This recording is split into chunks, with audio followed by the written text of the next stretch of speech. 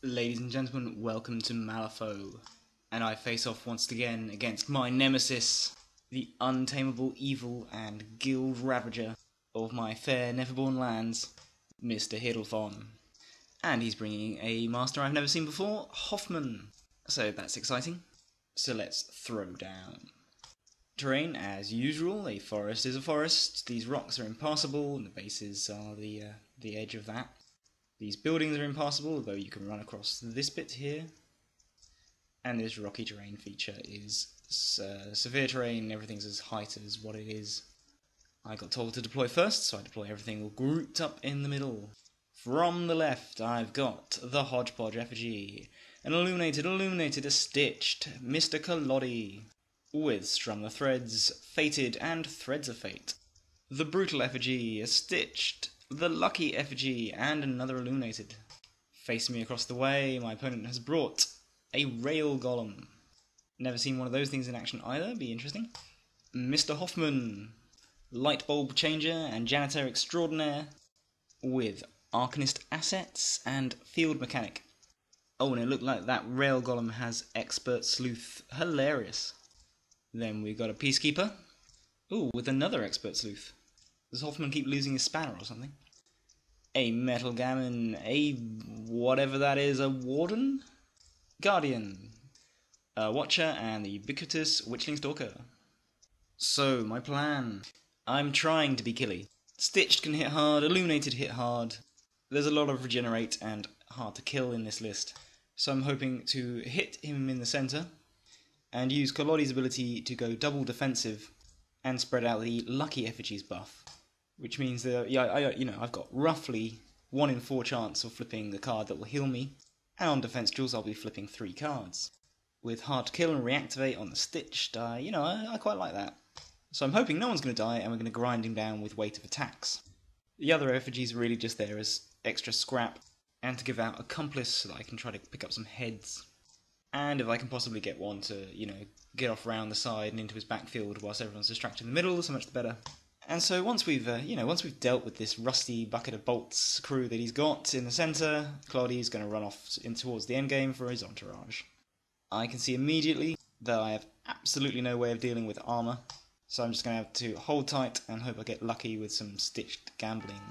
So into turn 1 we plough. I start out with the Lucky Effigy, putting his buff on the entire crew, just in case he's got some long range shenanigans, and start by moving the effigies out. Just trying to waste activations, as Stitched has come out here and put out its fog ability to make the centre nice and covering for my puppets. Hoffman was his first activation, and I'm going to be honest with you right now guys, this is the first time I've played Hoffman, and I'm really not too familiar with him. I played this game on the back of a 39-degree fever I'd been running for the last couple of days. Maybe you can still hear it in my voice. And that's not a comment on the skill with which I played this game, I was about as lucid as I ever am. But it's just that my memory might not be so tip-top for all these fine detail AP uses. Give me a break. So basically, Hoffman's power looped in a ton of stuff, he's given some things upgrades. I think the Warden and the Peacekeeper got an upgrade, and then he's machine puppeted a few things forward and dragged himself with it. Got a lot of triggers off this turn, that man. And apparently England have just scored in their Euro 2016 friendly against Portugal, hooray! So, by the end of the turn, things look like this. My bubble's a bit wonky, but, it'll do. His bubble's looking a bit more solid, but, looks can be deceiving, I'm sure. I've got this effigy, just lurking here, so that if he gets a chance, he can go off around this flank. And I've got this illuminated up round here, because he's got his eyes on the Watcher who's lurking on the other side of this building. And I don't want that thing in my backfield dropping scheme markers, or whatever else it might be up to. And it looks like a bit of a ripe head for the taking to me. Notice at this point that I've forgotten the first lesson this guy ever taught me. In our first game, it's generally not a good idea for Neverborn to meet Guild head on, but I moved and pushed with Gloddy to get him into position, and then discarded a card and 2 AP for double defensive on everybody but the Hodgepodge. So I'm quite interested to see how well we hold out next turn. Turn 2, I've kept hold of my good cards, so the hand's, it's looking pretty good. Especially for Stitched against all this low defense guild robot that's running around. I lose the initiative, and Mr. Hiddlefon goes first. He doesn't lose much time in putting the Peacekeeper right in my face and power looping in, pretty much everybody again. He's got the Gammon in to give him casting of 8, he's got the Warden in to give him everyone defense 6, so yeah, sucks to be a stitched. And the Peacekeeper's got an armor upgrade, so I think everyone is now armor 3. Not that I was paying too much attention to that at this point in the game. For my part, the Lucky Effigy's gone and put out its lucky goodness, and just wandered around here through the forest. This Stitched has made a move, I think it's gone fast out over here, and started gambling with the Watcher. It easily wins its duels, but I'm only doing the weak damage, and the thing's lingering on its last wound or something. As the turn goes on, I put the Illuminated up here to lock it down, probably a mistake, would have needed a bit more in the centre. The Gammon has come up and it's magnetised my Lucky Effigy. Frickin' hate that power. I think Kalodi's gone, and this is where I fall for my opponent's fiendish scheme, and I'm concentrating hitting this thing. Kalodi goes fast, I hit the Peacekeeper for a slow, and 1 damage. I My Will the Stitched. It gets weak and does 1 damage. I must have tried to do it again or something for one. Again it does 1 damage, and then I hit him with Pull the Strings for the last time, get the Crow trigger, and then decide to walk him out of combat. I'm the nerd about hitting the Warden, or whatever that thing's called, Guardian, but I thought, I know, I'll be clever. I'm going to walk him out and block this thing. That way my Stitch is now no longer engaged, and neither of these things can charge me, because this thing is slow. And it nearly worked. For a bit of last minute craziness, I decide to personal puppet the Lucky Effigy. Don't ask me why I did that. Would have been so much better on the Stitched, because I'm not planning on killing anything. Oh, whilst we're here, I haven't commented on what a good move moving this Warden here was. It's got a 3-inch melee, 3 inches on that frickin' sword, and basically it's locked down both of my Illuminated, which is terribly annoying, because I wanted them, at least one of them to be shooting into these little robots and getting a scintillating cloud off before charging home with frick tons of damage. Ah, that reminds me, sorry, didn't use my will twice on the Stitched, used it once on the Stitched, and then focus to give everything focus, that was it. Sorry. But yeah, anyway. Annoyingly, he's choked me with this thing, and at this point I'm thinking, okay, I've choked him with that. And I'm thinking I've got a decent opportunity to get this thing around the flanks and these guys off around the flanks to start scoring some schemes in the backfield. However, this then happens. Turns out this rail golem is nimble. I don't know if that's something it has, it's probably an upgrade that got attached. But whatever's going on, it daintily sidesteps the wayward Peacekeeper and charges straight through into the middle of my crew, its target being the Illuminated. Thanks to double defensive and the Lucky Effigy's healing buff, I actually do survive his 2 charge attacks. But the Illuminated finally comes a cropper to his furnace attack, or whatever it is, where he uses his burning to get actions. And now my friend is a good player, certainly better than I am, and certainly one of the guys I most fear and hope to face across the table. But I also have to tell you, his arsehole must be gaping from the size of the rainbows he shits out. Because seriously, this thing is not done by a long way. So it's had 3 attacks. That's fine. The Illuminated died well, but he gets another one. And this time he attacks the Lucky. Lucky takes it on the chin, goes down to his hard to kill. The guy stokes his burning back up, flips again, gets the card he needs, and slaps down the Lucky Effigy. Takes his burning back up, flips the card he needs to get another attack, hits the Brutal Effigy, takes him to his hard to kill. Or maybe he missed. Never mind. Does his thing again, gets another attack, this time hits him, brings him down to his hard to kill. Gets more burning, lowers his burning for another attack, flips the card, gets the card he needs, or cheats it in. I think there was a bit of cheating in as well, not just flipping, because that would just be too rancid. And then finally Black Jokers on damage, and the Brutal survives, which clearly I was happy about, and just goes to show, his luck isn't endless. But fuck my giddy badger. This thing just generated an additional 8 attacks, and has righteously punished me for forgetting the lesson he taught me in our last game about putting 2 useful models too close together where they can be easily charged.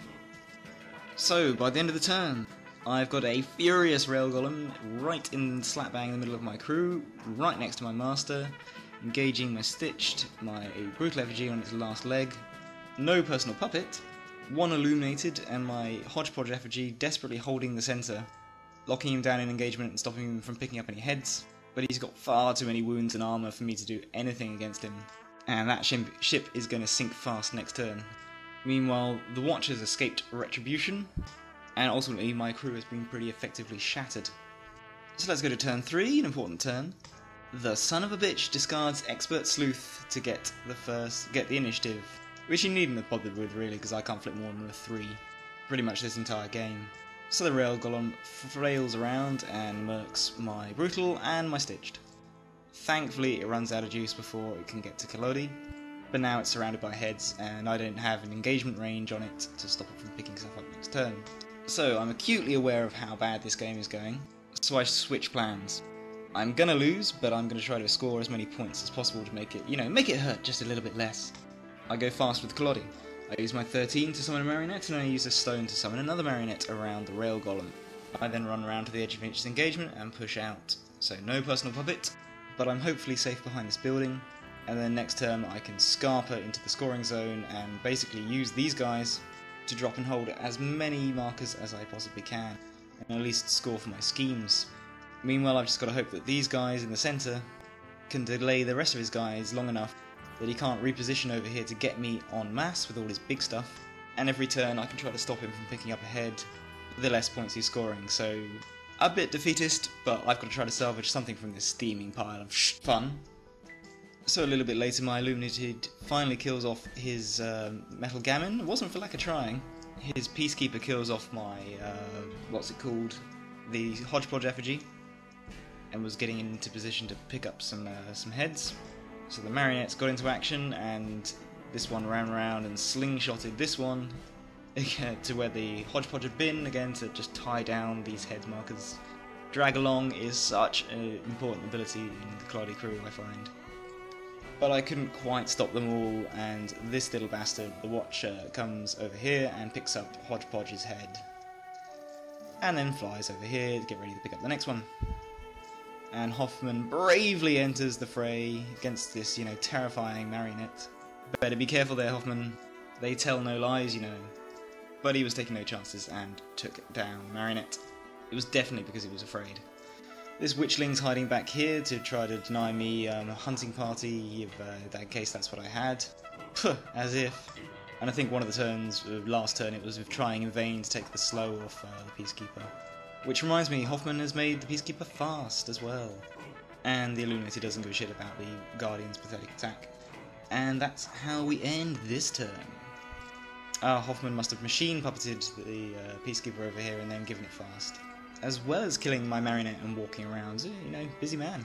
And I'm not trying to hide anything anymore. The Stitched has gone fast and moved up here and dropped a scheme marker, and the Illuminated is running up to do the same thing the next turn. Come, stop me if you can. Let's trot along into turn 4. At least I got the red joker. But I'd hope for a better hand than that. This is with Soulstones, by the way. I always Soulstone. So, yep, I lose initiative. I think he probably discarded one of his other upgrades, his Sleuth upgrade, to make it more certain. But I flipped a 1. And I think he flipped a 5 or something. So I Soulstone, then flipped a 3. Just not to be. So yeah, Peacekeeper goes far. Well, he's got his fast, so he walks around the corner, focuses, and hits Kalodi for the full 9 damage. Kalodi at this point has 5 wounds left, and no personal puppets. There's no way for me to save him. And I probably should have called the game there. But I'm a wriggler. That asshole who gets beaten at Age of Empires but has the one villager left and sends it away to one of the obscure corners to mine wood, in the vain attempt that in 3 hours time I'll have enough to build a town centre and start up again. That's me. It's really not something to be proud of. It just wastes people's time and lives. But I just can't give up. So let's dig deep and do this. Heads fucking everywhere. Robots charging across the field with much faster than they have any right to be. My Stitched bravely holding its ground because it can't get out of engagement. My Illuminated dropping markers like crazy and running for the hills. And this Illuminated desperately trying to break away from this arsehole.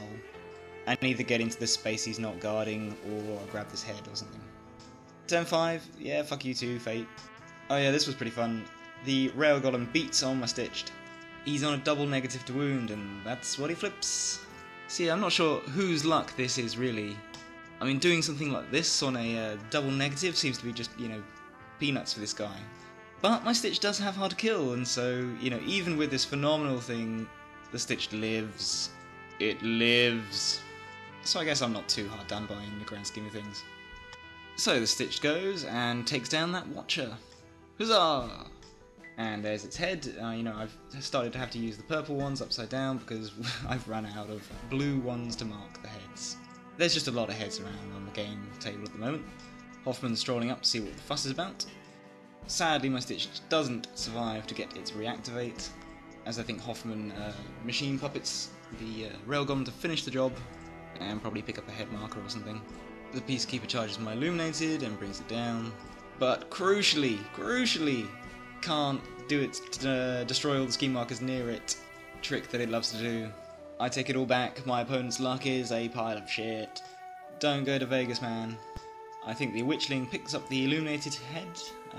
Don't know why I didn't go pick up my marker. And this Illuminated tries to escape and fails the first time, so it doesn't really matter when it escapes the second time, just for, from the disengaging strike of the Guardian. So I just pop in here for, shits and giggles. And thus ends the game. Well, it was pretty nail-biting until about halfway through turn 2, when my opponent rolled up his sleeves and decided to beat me like it's his job, and whoo, he's good at his job. So unless I'm very much mistaken, which I could be because I wasn't paying too much attention to the points being scored this game on account of how painful that would have been, my opponent scored 3 points for Headhunter, 3 points undoubtedly for Hunting Party, and let's see, 1, 2, yeah, I mean, that's probably 2, that's probably within 6 inches of the centre, and then after that he's discarded his upgrades to do some killing, so 2 points for Show of Force. Collodi scored 0 points for Headhunter, 0 points for Undercover Entourage, and 2 delicious points for Covert Breakthrough, because that's not a scheme marker, it's a head. This thing would have flipped my scheme, or taken away my scheme marker when it acted, when Hoffman told it to, I think, instead of a head marker. So I make that 8-2. Fantastic game. Always love playing this guy, and always look forward to playing him again, because he's got a great attitude, he teaches me a lot about the game, and one day I'm going to beat him. So until then, take care.